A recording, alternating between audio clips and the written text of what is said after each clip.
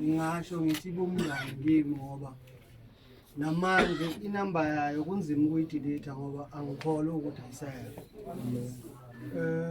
Into yenze ukuthi ngize la mina njengoba mina igama lami bafowethu nguZanefa ngwakangidi la kaMaphumulo. Into yenze ukuthi ngize la kakhulu ukuphila kwakhe lo mfana nenhlonipho yakhe obenginika yona. Ngikhumbula khona isikhathi sami besinzima kakhulu ngo-2021 ngathi mangimfonela ukuthi ezongisiza kwenye ingoma yami. Ngangalindele ukuthi enganginikeza le nhlonipho wanginikeza yona ngoba isimo sami sasingekho right. Ngoba izinto mangabe zihambela kahle abantu abaningi beza ngokwena.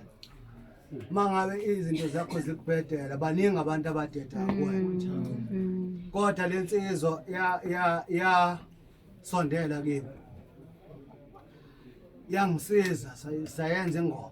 So yaba mnandi kakhulu.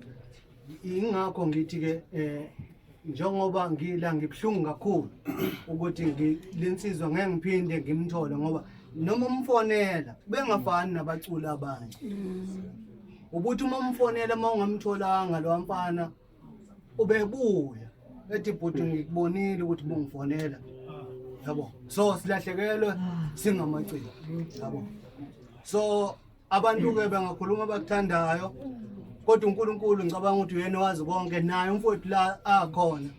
Nginesho ukuthi uyena osebona kanye noNkulunkulu ngoba uyasibona ukuthi sikhathazeke kangakanani ngayo ngoba silahlekelwe kakhulu emculweni kaMaskandi.